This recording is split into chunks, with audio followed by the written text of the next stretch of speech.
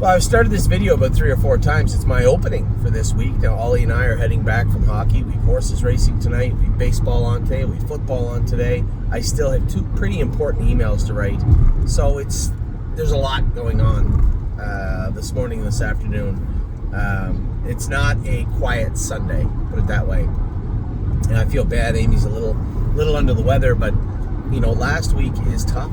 Lexington's a tough one, man. You have a million people there. Well, not a million, but you have hundreds and hundreds and hundreds of people there. We all get up at 6:37 in the morning.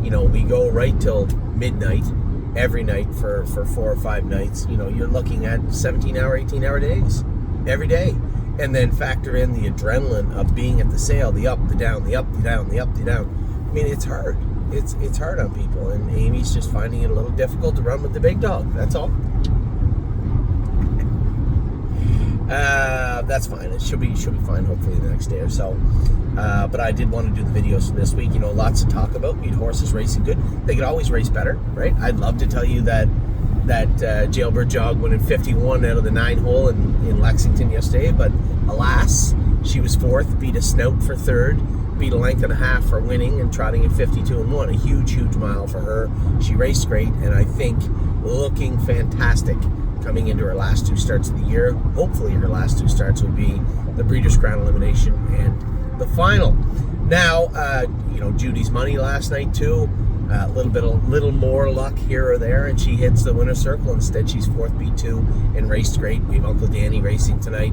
Again, the great equalizer being the 8 hole. You give him south of 6 in this class, he's probably 8 to 5 morning line. You got to pitch last week's race. Clearly, he was under the weather himself and not racing good. But his resume for himself, racing against the Buckeye horses in general throughout the year has been fairly strong. So I suspect in the consolation of the Buckeye, he would have been one of the favorites. Instead, he's 7-2 or 9-2 morning line. Got to watch him in the corners. I can't just blast him out of there like I can in the 5/8. So again, we're going to have to play it by ear and see how Danny feels in the race, but coming into the race in a decent form. We're going to talk about the horses that raced this week because we had some great miles this week, but my initial thought was to talk about the babies. We've talked about them ad nauseum, as if you were to ask Amy. Talked about them a lot. The response for you, our clients, are maybe not so much anybody who's not a client watching this, was tremendous. Most of the horses, if not of them, are all sold out. So why don't I take a minute and talk about the ones that aren't? Maybe just help you out if you're on the fence. Some of the horses are horses that I truly like. Now, Super Way was sold out over and over again. What I mean by that is he was sold. There was people that maybe didn't want him that sold shares back before the sale. They're sold again and again and again, and he's fully subscribed heading into the public offerings. And this created a little bit of some emails. Anyway, let's just leave it at that. Some emails from people saying, well, how do I get in? I wanted to get in on Super Way. Well, the buckets are the only way in, and it's one of those sorry not sorry situations. For me to go to the sale and buy a Super Way or any Esky, any of these horses, I have to have support from our clients. Now that was manifested in some of the people that were at the sale, right? You look at our core group that were there. John was always there with us. He wasn't there, but he was there in spirit. Randy was there. Steve was there. Rob was there. All the other people that had messaged me to say, hey, can I get shares in these horses? I want to get shares. Daniel from Australia was following along buying shares. But these are a key group that said, absolutely, we believe in what you guys have done. We want to be a part of what you're doing moving forward. You have our support. Well, if I didn't hear from you, and I didn't, what are you showing me, honey? I know. Well, I'm not. You want me to get off the highway to go to McDonald's? All right, fine. We'll get off the highway to go to McDonald's. No problem. We got time. So, the key supporters, our key crew, but I need to hear from everybody, right? I can go in and then That's all right, honey. That's all No, right. it's Because okay. I got to get food for the girls anyway. I know. I can go in and get it. Okay. When it comes to everybody, even you look at a horse like Super Way, we put him in the first bucket. There was only 32 shares or 28 shares of that bucket sold, right? But without those people speaking up, I couldn't have even remotely bid on Super Way. He would have passed us by. And because those 28 people did, that left 72% open, and the people that were shareholders in the bucket shareholder people, are going to get first choice of those horses. And even though some of those people were shut out because it was first come, first serve at that point, and obviously when you buy, a Walner of Ariana G, even with the first 4 foals doing so work, the cheapest foal before Superway in that family was over 200,000. The highest one was 550. And then to not find out, as many of you did, I know you knew, both his siblings had won yesterday or the day before. One of them in 150 and 4, the other one in 153. I was well aware of that, as were everybody else. The most important thing, though, was what took place before the sale, allowing me to know who was involved and who wanted to be partners of ours, and allowing me to buy the horses. And I get where you're coming from, many of you, saying, I want to be the one to pick the horses. Well, then pick the horses, I guess. But that's what you're going to have to deal with moving forward.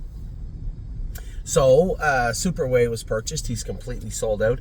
Esky, completely sold out. This is the Muscle Hill sister, dual eligible sister, out of a world champion to world champion in the third dam. And this is the Muscle Hill sister to Montserrat. Tremendous family. Did you just snap your fingers at me? Well, it was 5 seconds. It was like 1 split second when it would turn green. Deadline. There's shares left in Deadline. This is the Always Be Mickey brother to the undefeated filly in New Jersey this year that beat Perfect Thought twice, that took a mark of 150 and 1. This is the Always Be Mickey brother. J.K. Endeavers in the third dam. This is a good family and a good pedigree. I gave $32,000 for this horse. Just hold on, partner. I'll get you in a second. So this is the brother to her. Lots of shares left in him. How? I don't know.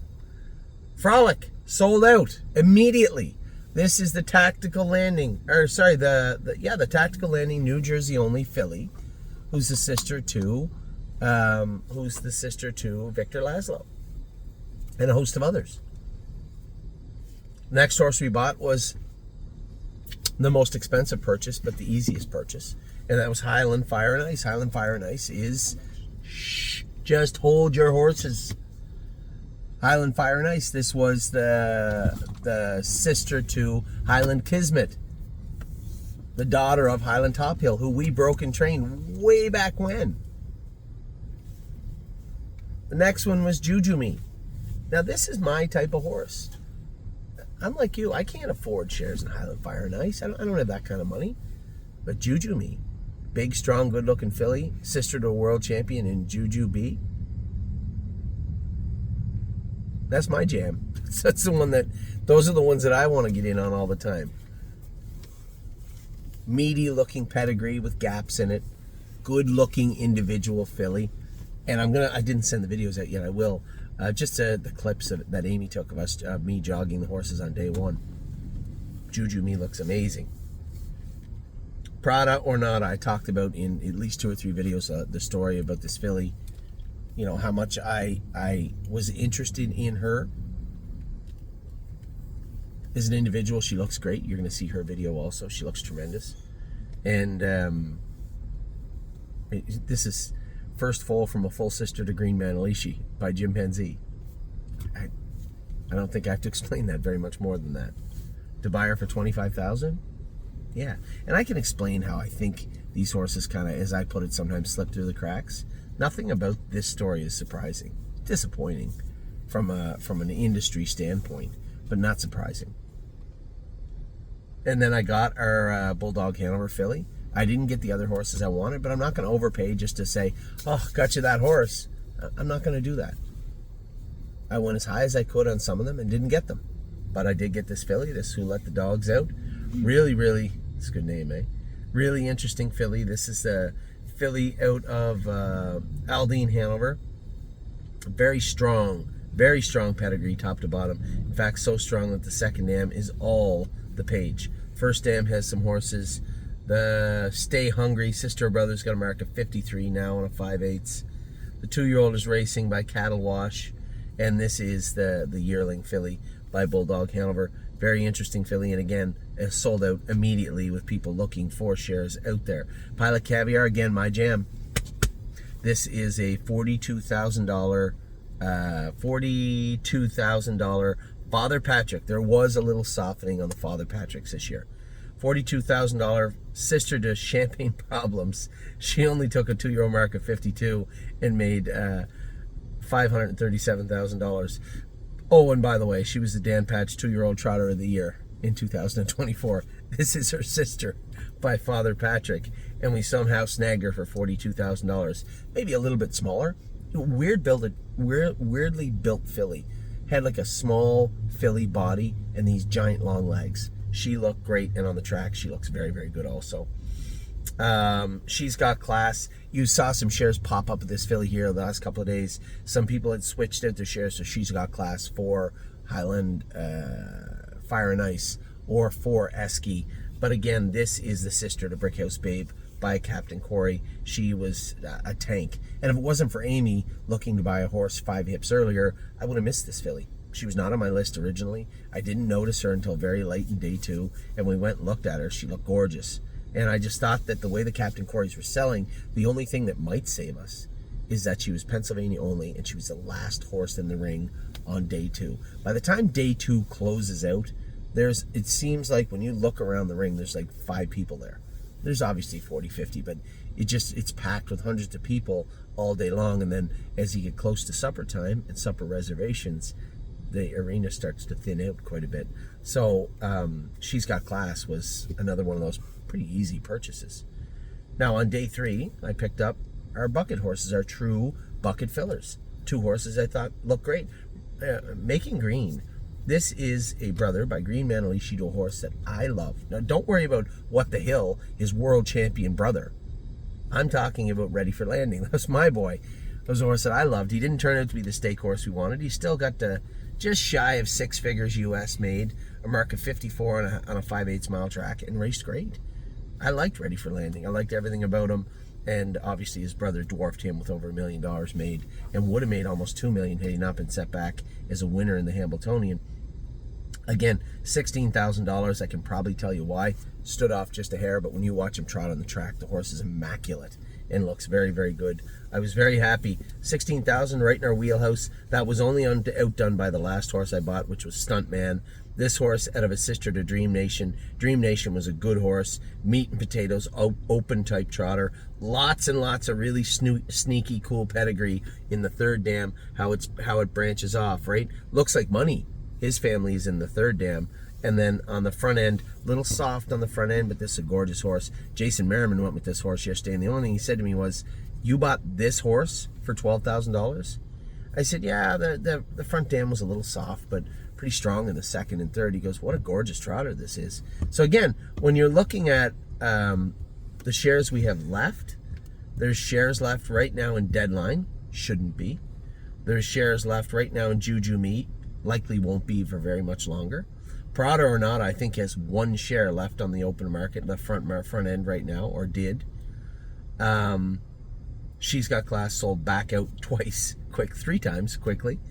And then the last 2 horses are the horses we've shares in, Making Green and Stuntman. I just thought that everybody was down with the filler types to cap off those buckets, and maybe you weren't, maybe I'm wrong, but those were the 2 right horses, I believe, and I was very happy with them. So enough about that. Give you a quick rundown of how the week went for us. Started great with Allure, taking a lifetime mark of 54-1 in Mohawk. James drove her. She's back in to go tomorrow night. Tuesday, we had a couple of Yo Mister run up the inside and was 4th or 5th. Blue Ventura did the same thing. Now, a couple people asked me, what's going on Wednesday? You're in the first part of the card and not the end. Well, Blue Ventura was in late. That kid drove that horse out of the 8-hole and the 9-hole, drove him perfect both times. I just gave him the opportunity to drive the horse again from post 2. So Tyler Angus is going to be driving Blue Ventura on Wednesday, or on Monday of this week, tomorrow. And then we have Arrowhead Hanover. No, that's Wednesday. What am I talking about? Oh, that was Wednesday of yesterday. Okay, get a little mixed up. Yes. Thursday, Arrowhead Hanover looks like money. Tyler drove them the best he could. 2 horses saddled with outside posts. There's not much you can do about that. JK Victory was a winner for Ronnie Wren and raced very, very good. We just scratched Zena Kemp, our first bout of scratch sickness. We had 2 of them this week. We scratched her. Hopefully we'll have her ready to go. I'm thinking we maybe race her in the maiden at Corbin. And then if we like how... I'm assuming she'll do very well in the maiden. I did train her in 58 before 59 before she gets sick at Northfield. I'm assuming if she does well in the maiden, then we can take a look at the first leg of Corbin's 2-year-old trotting stakes and say, okay, does she fit? Does she not fit? If she doesn't fit, go to the field. Or race her in the numbers of 2 once before we put her away. That's fine too. Jolene Hall will be relegated to the stake races there. Again, Jolene Hall only has 1 win. So again, if she gets kind of beat up and it looks like a deep, tough division in Corbin, no way to know. And if it does, then we'll pivot to the non-winners with her and turn her out also after that. Gorgeous Package, race good, just beat for second, finished third in 51. She's going to Mohawk with Jason. We talked in depth about the whole Jason thing, marooned in his birth country. That will be rectified sooner than later. I just don't know when. So I'll let you know. I'll keep you up to date. But for now, starting next weekend, one of our second trainers will take over training duties, whether that be Jason Merriman or Lauren Harmon. That will be up to them. I'll talk to them tomorrow morning about that. And Delicious Stone DK, another great race from him, finishing second and was claimed. Finally claimed. Somebody jumped in and grabbed him, so good luck to the new owners with him. On Friday, we actually had a great day. Time is on my side, was winner in 49-1 and looked great. He's looking at the Open this week.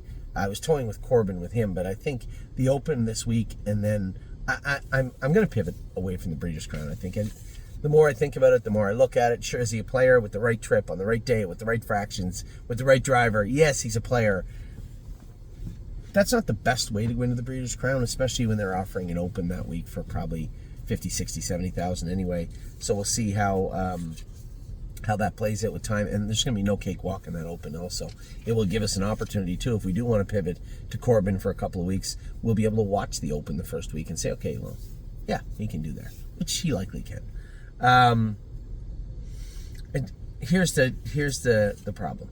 I don't know what Burke horses are going. He's got what's seemingly an unlimited supply of Open trotters and pacers, and I don't know which ones will surface at Corbin. And that's it. Chicago Hall raced good, finishing second. Again, a great job by Tyler Angus there. And Greatest Ending raced good. A little work to do on him, I think. He was a little rolly at times, but again, a mile and 53, he was good the other day. Agent Black was scratched sick. He's got a little curb, so we're going to deal with the sickness, then deal with the curb. He's going to need a couple of weeks before he's ready to go again. And then yesterday, Saturday, Jailbird Jog raced great. Foxy Seaside raced great. Judy's Money raced great. And Rock Shining Star, just need a little pivot for him also. I didn't even think of Michigan. Actually, I thought it was over. So I'm going to talk to Donnie because it was one of our clients, Daryl, who said, by the way, I think the Open at Hastings went for like $13,000, which would probably fit very well.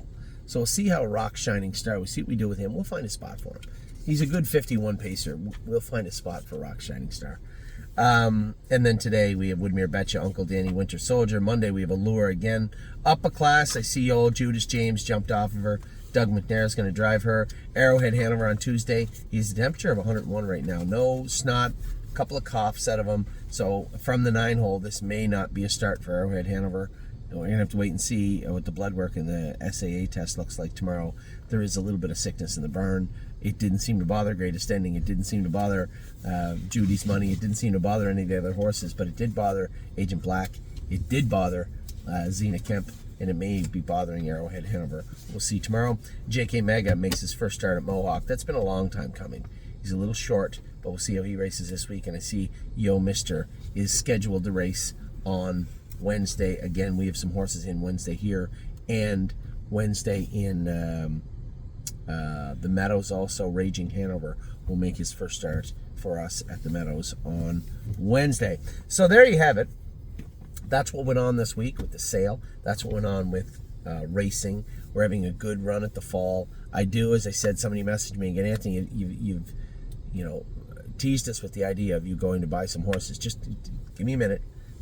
Sale season right now. Maybe if I can catch my breath before Harrisburg, I'll start making some calls and see if we can figure out a way to purchase some of these horses. I was the underbidder on a pretty good horse the other day, I think. Anyway, there'll be more of those types of horses coming up for sale. But for right now, Ollie wants to get some McDonald's for himself. I'm going to bring home some McDonald's for the girls, and maybe see if Amy wants something also. So I hope you guys are having a good Sunday. Hope you had a great week. We have lots more coming up. I truly appreciate all the partnership, all the work that everybody put in, all the shares that you bought. It's as one of our clients put it, it was by far the best sale the Sable has ever had. I want to believe he's right. I want to believe he's right. It certainly was a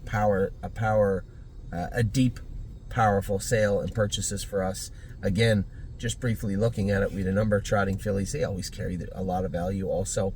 And then we get this Superway.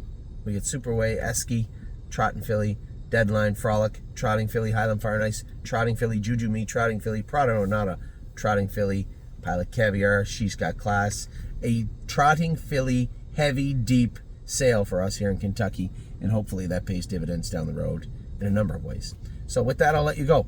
Have a great rest of your weekend. The weather's fantastic here. I hope it's great wherever you are. I will talk to you all very soon.